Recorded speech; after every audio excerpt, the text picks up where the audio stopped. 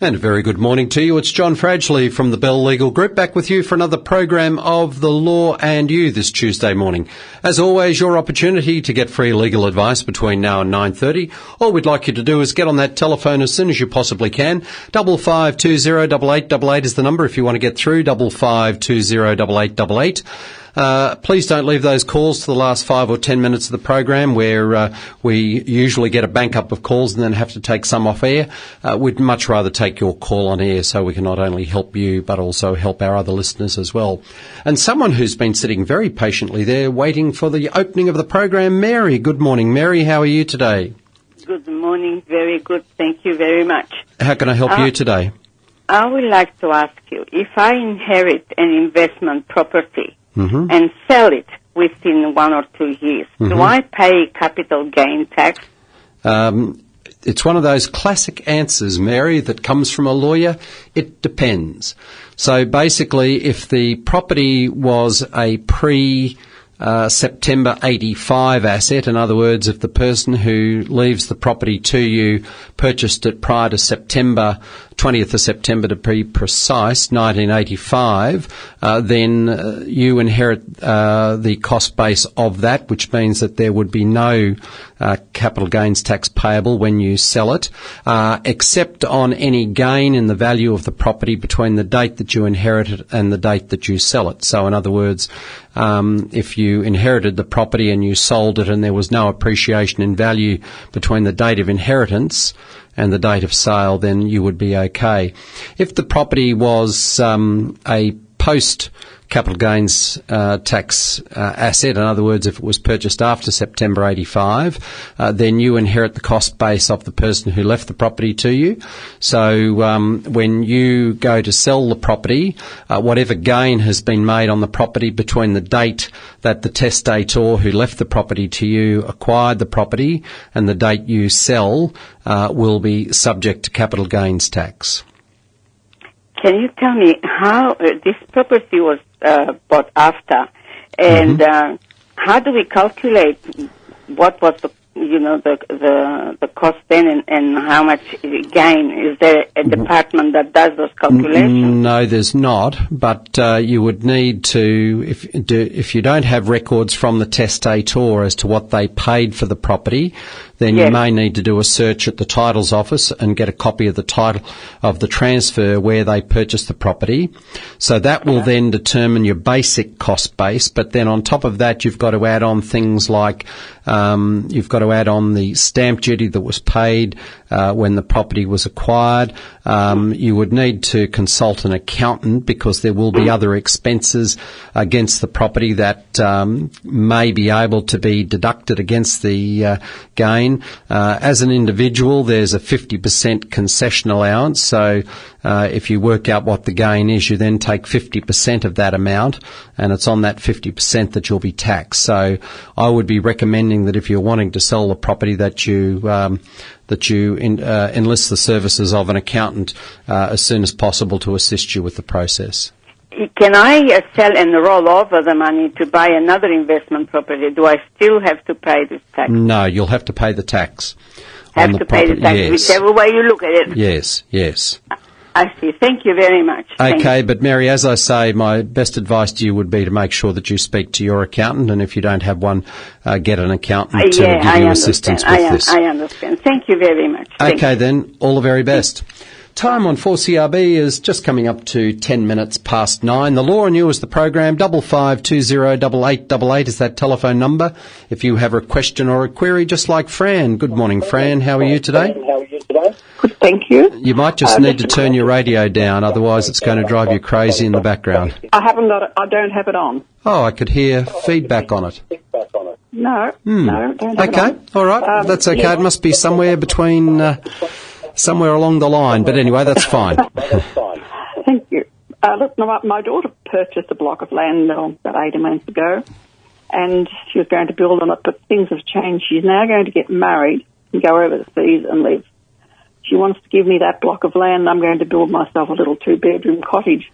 Would that be much cost for her to give that over to me, and put it in my name? Well, you will be up for stamp duty. So you'll need to work out what the stamp duty is going to be on the purchase, and there will be a titles office registration fee payable as well. So she paid about $150,000. Would it come up to much? Well, if she paid about $150,000 for it, you'll probably pay, assuming it hasn't gone up in value much, you're probably going to pay about the same amount in stamp duty as she paid when she bought it. Yeah, so do you know what that might be? Look, I don't know what it is off the top of my head. Sorry, I don't practice predominantly in that area, but you could easily find out that amount by giving the Office of State Revenue a call, or alternatively, if you have access to a computer, is the property in Queensland or New South Wales? Yes, Queensland. Okay, we'll just look up on your computer stamp duty for purchase of land in Queensland, and it will give you the sliding scale of stamp duty that's applicable. Actually, my trusty panel operator here is just trying to get it up on the screen at the moment, so we'll just see if we can quickly quickly get it. Here we go. Vacant land, 150,000. Yes, $3,675. All right. Yes, so you would have that plus the titles office registration fee on the transfer, which is substantially less than that. I'm not sure whether that 150,000 would be over the figure for where you pay an additional fee, but the basic transfer fee is $192. It may have gone down in value. Well, you'd need to get a evaluation or an estimate of value from a real estate agent, which quotes 3 recent sales of comparable property. And if the property has gone down in value, then the stamp duty will come back, but it probably won't come back significantly off that figure. All right. All right. Thank you very much. Okay then, Fran. All the very best. Time on 4CRB is 13 minutes past 9. We'll be back after this word from our sponsor. Don't forget to call in 55208888. The lines are presently free, so if you have a question or a query, you can get straight through 55208888. Moving house? Feeling stressed? There's no need to be. Robina Removals understand your possessions and valuables are important. Call our sponsor Robina Removals today on 55200488 or visit robinaremovals.com.au. And this is the Law and You on 4CRB, the telephone number 55208888. Don't forget, of course, that if you don't have access to the phone during the program and you'd like a question or a query answered, you can always email us at talkback@4crb.com. That number again or that email address, of course, is talkback@4crb.com. But in the meantime, 55208888 is our number. We presently have no callers online, so if you want to get through, give us a call straight away. As I said earlier, please don't leave it for the last 5 or 10 minutes of the program. Call now if you have a question, 55208888. Something coming up in the not-too-distant future, which I'm sure many of our listeners are going to be very pleased to hear about, is that legislation has been introduced which will come into effect on the 1st of November this year, whereby gift cards, so if you buy a gift card from a store, it will in future have to have a minimum life of 3 years from the time it is purchased. There are some companies, larger companies, Woolworths and Bunnings, who already have unlimited gift cards. So in other words, they have no expiry date. But this new legislation is going to introduce a minimum period of 3 years required for gift cards. There's a staggering $70 million of gift card value that is lost by people each year because their gift cards expire, and so this is certainly something I think is well overdue. And in fact, I can't see why all gift cards should not have any expiry date at all, because once you've paid for them, they're there. But enough of that. We have a caller online. Erica, good morning, Erica. How are you? All right, thanks. How can we help you today? I'm ringing on behalf of a friend who owns a house in a small country town and is not happy at all with all the managing agents there. Mm-hmm. And he wants to go have the tenants just put money into his bank account. Mm-hmm. He's contacted the tenants quite a few times on various issues and seems to get on better with the tenant than with the managing agents that are available. Yep. What sort of things should he put in place so that he's protected should anything go belly up? Well, obviously he needs to have a tenancy agreement in place. That's the primary document. The one thing he does need to look at is the terms of the agreement under which he engaged the managing agent, just to see the terms under which he can terminate the engagement of the managing agent to make sure that he doesn't fall foul of any agreement he may have with the managing agent and an obligation to continue to pay management fees. But the primary document that he needs to have in place is a tenancy agreement with the tenant. In most cases, that would be an agreement for 1 or 2 years, perhaps with an option for another period of time.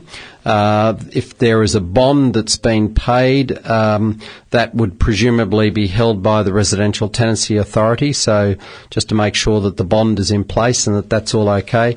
The other thing that should have been done at the start of the tenancy is there should have been a condition report done.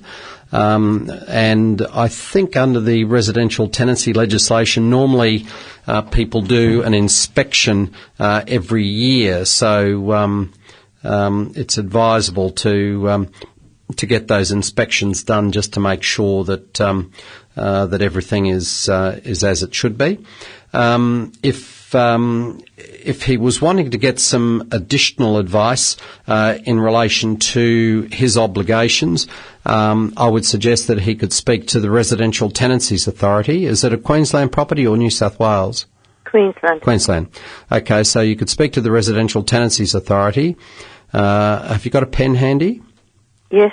Yeah, so their phone number is 1300 366 311, or alternatively he could look up online just the Residential Tenancies Authorities and for Queensland and just recommendations for landlords in dealing directly with tenants or something to that effect, and that should provide him with a bit of assistance.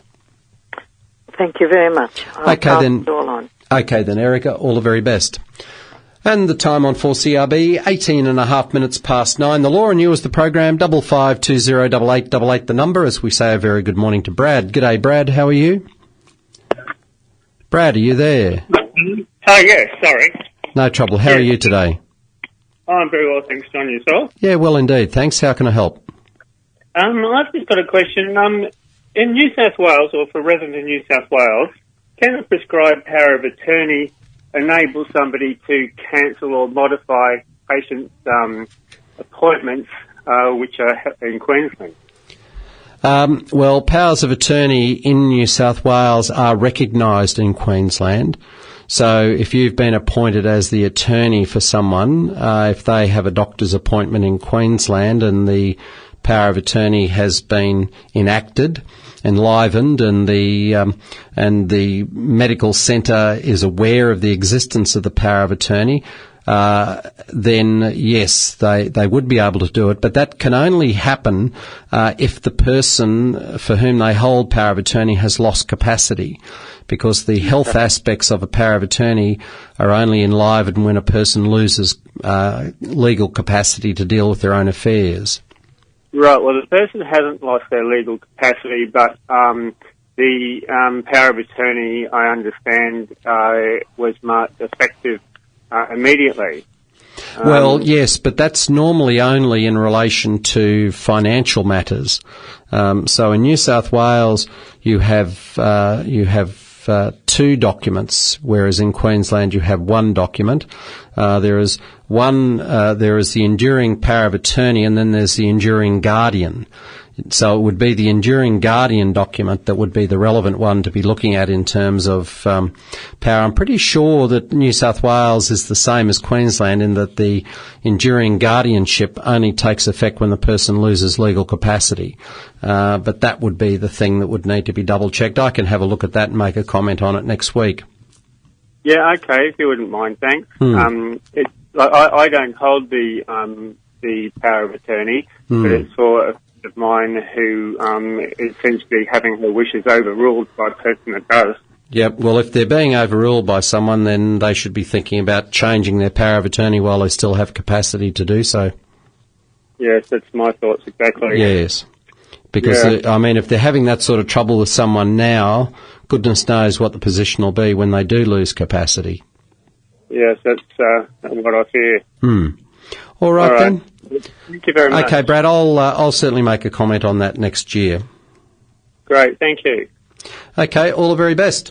Time on 4CRB, 21 and a half minutes past 9. As we say, good morning to Robert. G'day, Robert, how are you? Good, thanks, John. How are you? Good, thanks. Okay. That binding nomination, I've got to make out a binding nomination. Yep. So where do I get the form from and who actually witnesses it? Is it under a retail or an industry super fund, or is it a self-managed fund? Self-managed, yeah. Right, okay. Well, there would normally be reference to the document in the terms of the deed, the super deed. So you've got to make sure that the form complies with the terms of the deed. So that's the first place to look. If there's no reference in there to the form, then you would probably be well advised. There's nowhere where you can simply get a binding death benefit nomination form off the shelf, so to speak. You would need to get one drawn up. And so I would be recommending that you get either your accountant or your lawyer to assist you with preparing that document for you. In most instances, it must be signed in the presence of two independent witnesses.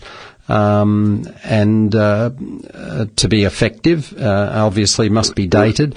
And of course you must make sure that you fill it out in favour of someone who in fact can be a beneficiary under your superannuation.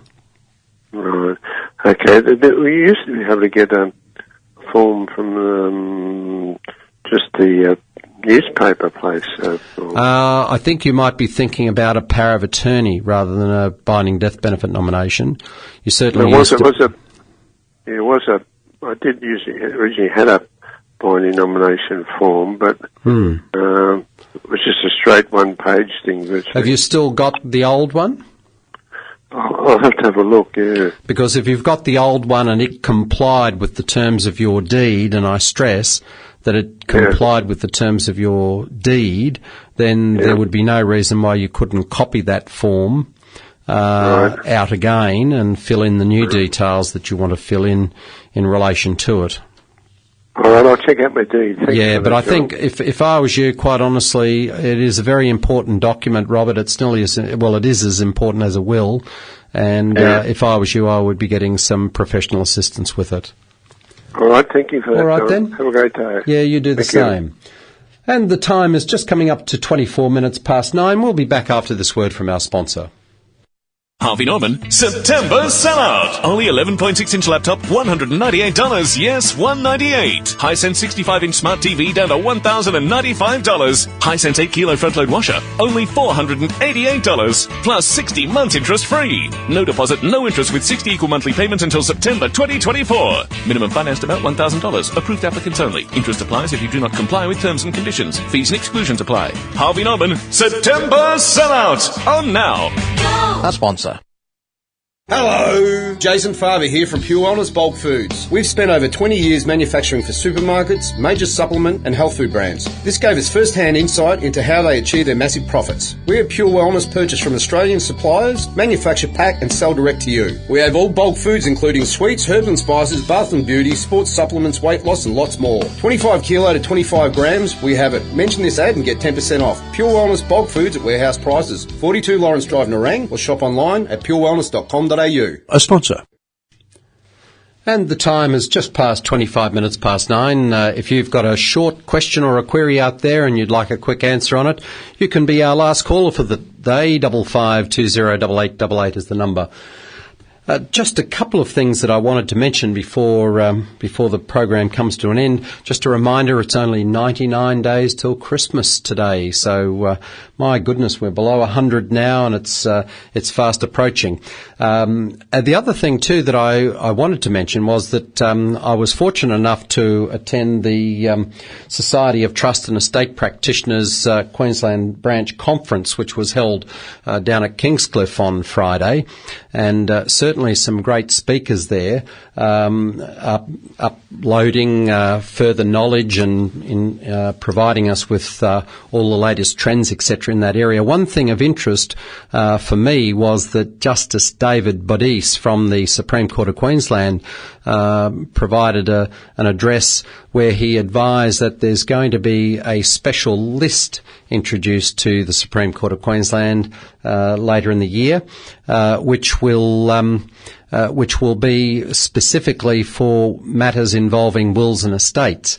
And the purpose of this is to endeavour to better deal with these matters, but more particularly to try and deal with them as quickly as possible to minimise the costs that are often incurred in such matters. And he certainly expressed on behalf of the judiciary of Queensland their concern at the significant legal costs that often are incurred in such matters, and particularly smaller estates where a significant amount of the estate can be chewed up in legal costs for the various parties concerned, which can have a diabolical impact on what is left at the end of the day, and the ultimate amount that beneficiaries may or may not receive. The other thing too that was mentioned was that litigants, people who make a claim for provision out of an estate, need to be very aware that there is absolutely no guarantee that their legal costs will be paid from the estate in the event of them bringing a claim. And the courts are becoming increasingly willing to order unsuccessful litigants to pay their own costs, and occasionally to pay costs on an indemnity basis on behalf of the estate that's been put to the cost of defending those proceedings. So people will certainly need to be thinking long and hard into the future as to whether they bring such actions.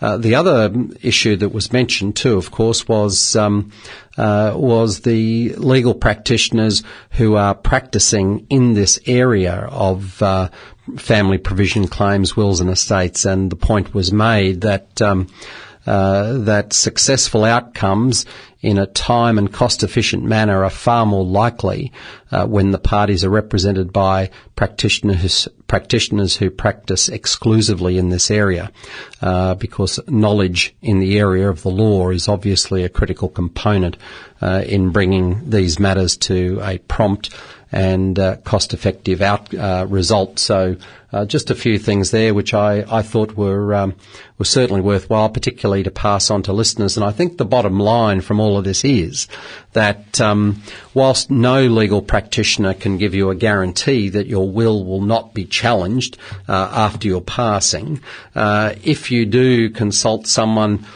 who is experienced in this area and you follow their advice, which often can involve a little bit of cost in the will preparation phase of your estate planning, it can mean that there will be a world of heartache avoided for your beneficiaries and your family at a later date after you've passed. A lot of people, I'm sure, take the view, well, I don't care, I won't be here when that's all coming to pass. But if you really care about the people that you're leaving your estate to and you want them to receive that benefit without all that heartache, and I mean, let's face it, you wouldn't be making that provision for them if you didn't have strong feelings towards them, then the obvious thing to do is to to spend that bit of money that is required, get that appropriate advice at this time to make sure that your will is not one of the ones that is going to make it into the list of matters in one of the Supreme Courts of the states of Australia. I'm John Fradgley from the Bell Legal Group. It's been great to be with you. I'll look forward to being back with you again for another program of The Law and You next week. But until then, as always, goodbye and God bless.